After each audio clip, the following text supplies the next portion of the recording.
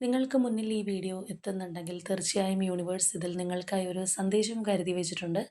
നമുക്ക് നോക്കാം ഈ ഒരു സമയം നിങ്ങൾ എന്താണ് അറിഞ്ഞിരിക്കേണ്ടത്, യൂണിവേഴ്സ് എന്താണ് നമുക്ക് പറഞ്ഞു തരുന്നതെന്ന്.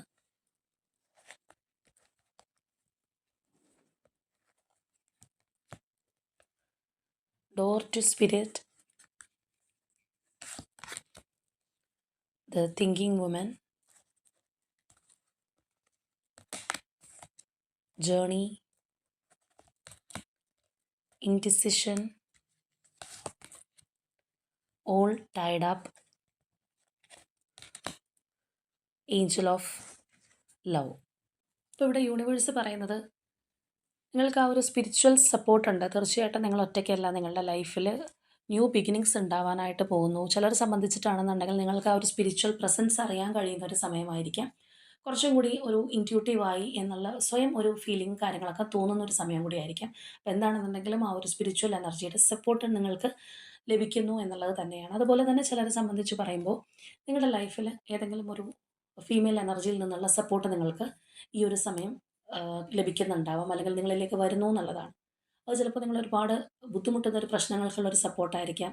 നിങ്ങളുടെ ഫാമിലിയിലുള്ള ഒരു വ്യക്തിയായിരിക്കാം, അല്ലെങ്കിൽ നിങ്ങളുടെ അടുത്ത സുഹൃത്തോ, അല്ലെങ്കിൽ ചിലരെ സംബന്ധിച്ച് ഒരു പുതിയ വ്യക്തിയായിരിക്കാം. നിങ്ങളുടെ ലൈഫിൽ നിങ്ങൾക്കൊരു സപ്പോർട്ടായിട്ട് മാറുന്ന ഒരു വ്യക്തിയുടെ സാന്നിധ്യം നമുക്കിവിടെ കാണാം.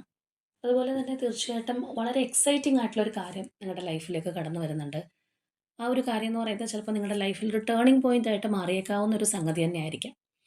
ഇനി അതുപോലെ തന്നെ കുറച്ച് വ്യക്തികൾ വളരെ നിരാശരായിട്ടിരിക്കുന്നുണ്ടാവാം, അല്ലെങ്കിൽ ഒരു തീരുമാനം എടുക്കാൻ പറ്റാതെ വളരെ സ്റ്റക്കായിട്ട് ഫീൽ ചെയ്യുന്ന വ്യക്തികളുണ്ടെന്നുണ്ടെങ്കിൽ അവരോട് ആ ഒരു സ്റ്റക്നെസ്സിൽ നിന്ന് പുറത്തേക്ക് വരാനാണ് യൂണിവേഴ്സ് പറയുന്നത്. അല്ലാന്നുണ്ടെങ്കിൽ എന്ത് കാര്യത്തിലാണോ അവർ സ്റ്റക്കായിട്ടിരിക്കുന്നത് അതുകൊണ്ടാണ് അവരുടെ ലൈഫിൽ ഒരു മുന്നോട്ട് പോക്ക് നടക്കാത്തത്.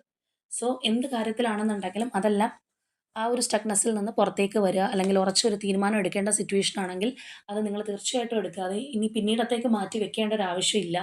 യുക്തിപൂർവ്വം പെരുമാറാനാണ് യൂണിവേഴ്സ് അവിടെ പറയുന്നത്. ആൻഡ് ഫൈനലി തീർച്ചയായിട്ടും ചിലവർക്ക് ഒരു പുതിയ ലവ് ആയിരിക്കാം അവരുടെ ലൈഫിലേക്ക്, അല്ലെങ്കിൽ ആ ഒരു സ്നേഹം ലഭിക്കാനായിട്ട് പോകുന്നുണ്ട്. ചിലവർക്ക് അവരുടെ ലൈഫിലുള്ള ആ ഒരു വ്യക്തിയുമായിട്ടുള്ള റിലേഷൻഷിപ്പ് ഒരു ഡീപ്പ് ബോണ്ടിങ്ങിലേക്ക് കടന്നു പോകുന്നതായിട്ടും നമുക്ക് കാണാം. തീർച്ചയായിട്ടും ആ ഒരു ലവ് എനർജി നിങ്ങളിലേക്ക് കടന്നു വരുന്നുണ്ട് എന്നുള്ളത് തന്നെയാണ് നമുക്കിവിടെ കിട്ടിയിട്ടുള്ളത്.